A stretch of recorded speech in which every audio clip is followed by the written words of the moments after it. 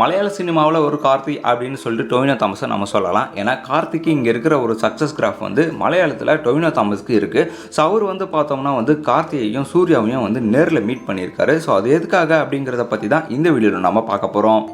Tovino Thomas மலையாள படங்களை பார்க்குறவங்களுக்கு டொவினோ தாமஸை நல்லாவே தெரிஞ்சிருக்கும். மின்னல் முரளி, ஏஆர்எம், 2018, தள்ளுமாலான்னு நிறைய சக்ஸஸ்ஃபுல்லான படங்களை வந்து டொவினோ தாமஸ் கொடுத்துருக்காரு. ஸோ அவர் வந்து பார்த்தோம்னா ரீசெண்டாக வந்து கார்த்தியையும் சூர்யாவையும் வந்து மீட் பண்ணியிருக்காரு. ஸோ அந்த படங்களை சோஷியல் மீடியாலேயே ஷேர் பண்ணியிருக்காரு. ஸோ இதனால் கார்த்தியோட நெக்ஸ்ட் படத்தில் வந்து டொவினோ தாமஸும் நடிக்கிறாரா அப்படிங்கிற ஒரு டாக் வந்து பயங்கரமாக போயிட்டு இருந்தது. ஏன்னா தனுஷ் நடித்த மாரி 2 படத்தில் வந்து டொவினோ தாமஸ் வில்லனாக ஆக்ட் பண்ணியிருந்தார். அதனால் சூர்யாவோட படத்தில் வந்து டொவினோ தாமஸ் நடிக்கிறாரா அப்படிங்கிற ஒரு டாக் வந்து போயிட்டு இருந்தது.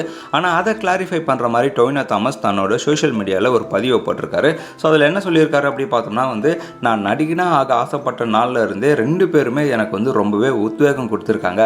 ஸோ இந்த 2 அற்புதமான நடிகர்களுக்கு நடுவில் நான் நிற்கிறதுனால என்னோட பயணத்தில் அவங்களோட பங்களிப்பு இருக்குது அப்படிங்கிறத வந்து நான் வந்து உறுதிப்படுத்துகிறேன். ஸோ இவங்களோட நான் சந்திப்பு வந்து எனக்கு ரொம்பவே மகிழ்ச்சி கொடுக்குது. ஸோ கார்த்தியோட மெய்யழகன் படம் நல்லா போயிட்டுருக்கு, அது மேலும் வெற்றி பெறணும் அப்படிங்கிற மாதிரி நான் வாழ்த்துறேன் அப்படிங்கிற மாதிரி டொவினோ தாமஸ் சோஷியல் மீடியாவில் ஷேர் பண்ணியிருக்காரு. டொவினோ தாமஸை பார்த்தோம் அப்படின்னா வந்து அவர் ரீசெண்டாக நடித்த ஏஆர்எம், அதாவது அஜயண்ட ராண்டம் மோஷன் படம் வந்து 100 கோடிக்கு மேலே வசூல் பண்ணி பயங்கரமாக ஓடிட்டுருக்கு. ஸோ அதே மாதிரி பார்த்தோம்னா கார்த்தியோட மெய்யழகன் படம் ஒரு ஃபீல் குட் படமாக வந்து ஓடிட்டுருக்கு. இந்த பக்கம் சூர்யா பார்த்தோம்னா வந்து அவருடைய கங்குவா படம் ரிலீஸுக்கு வெயிட் ஆகிட்டுருக்கு. அதே போல் கார்த்திக் சுப்ராஜோட அடுத்த படத்துலையும் நடிக்கிறதுக்கு தயாராகிட்டு இருக்காரு.